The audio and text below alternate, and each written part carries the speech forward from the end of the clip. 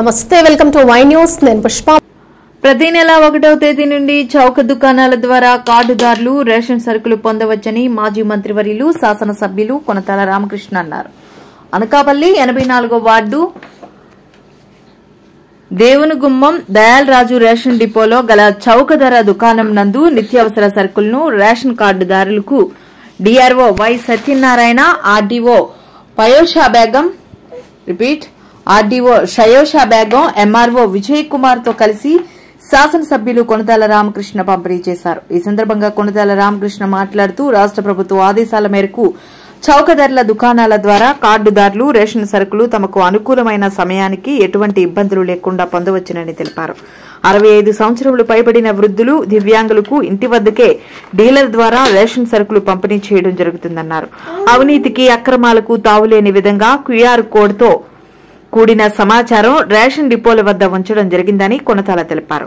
అధికారులు గాని, డీలర్లు గాని ఎటువంటి అవినీతి, అక్రమాలకు పాల్పడినా క్యూఆర్ కోడ్ ద్వారా స్కాన్ చేసి ఉన్నతాధికారులకు తెలియజేయవచ్చునన్నారు. ఈ కార్యక్రమంలో సిఎస్డిటి కుమారి, ఆర్ఐ రమేష్, 84వ ward incharge Madamsetti Neelababu, SC corporation director Sabbavarapu Ganesh, Talari Lakshmiprasad, Swarna Srinu, Gowra corporation director Villuri Hari, Nookanka దేవస్థానం చైర్మన్ గొల్లబాబు, మంగా ఈశ్వర్, రేషన్ డిపోల ప్రెసిడెంట్ నాయుడు, సెక్రటరీ దయాల్ రాజు, ఇతర అధికారులు, స్థానిక ప్రజలు పాల్గొన్నారు. రాష్ట్రవ్యాప్తంగా ఏవైతే గతంలో ఇంటింటికి రేషన్ బియ్యం అనే ప్రతిపాదన గత ప్రభుత్వం పెట్టిందో అది సత్ఫలితాలు ఇవ్వలేదు సరికదా, ప్రజలు కూడా చాలా ఇబ్బందులు పడ్డారు. ఎందుకంటే ఎప్పుడో వచ్చేవారు, మరి ఎప్పుడు వస్తున్నారో తెలియదు. ఆ రోజు పనులన్నీ ఆపుకొని వాళ్ళు కూలికి వెళ్ళే వాళ్ళు ఆ రోజు 300 రూపాయలు నష్టపోయి రోజంతా ఆగాల్సి వచ్చేది. ఒక్కొక్కసారి ఆ రోజంతా ఉన్నా సరే వచ్చేది కాదు. ఈ సమస్యలన్నీ కూడా ఎన్నికల్లో చూసాం కాబట్టి ఈ సిస్టమ్ మార్చి మళ్ళీ గతంలో షాపులు ఏవైతే ఉన్నాయో రేషన్ దుకాణాలు అవే షాపులు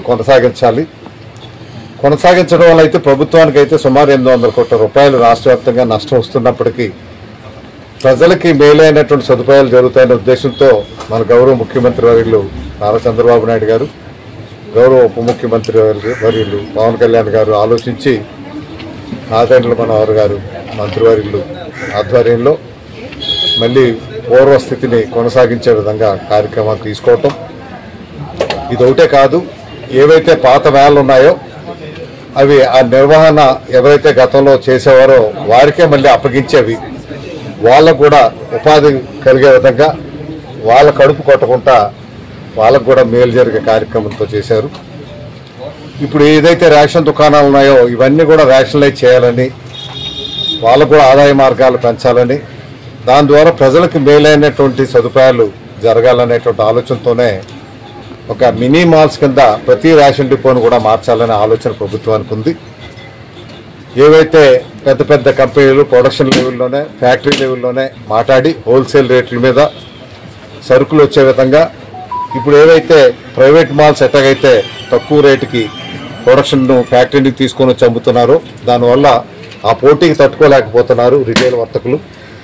అందువల్ల ఇటువంటి షాపులకి ప్రభుత్వం మాట్లాడి హోల్సేల్ ప్రైస్కి వీళ్ళకి వచ్చే విధంగా పెట్టి అవి ఈ షాపుల్లో పెట్టి అమ్మేస్తే వీళ్ళకి ఆదాయం కూడా వస్తుంది.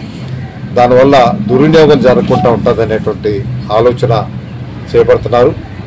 దీంతోపాటు కొత్తగా రేషన్ కార్డు పేర్లు నమోదు చేసుకున్న వాళ్ళు, లేదు కార్డులు విడదీసుకోవాలనేవారు, ఇవన్నిటికి కూడా వెసులుబాటు కల్పించింది ప్రభుత్వం.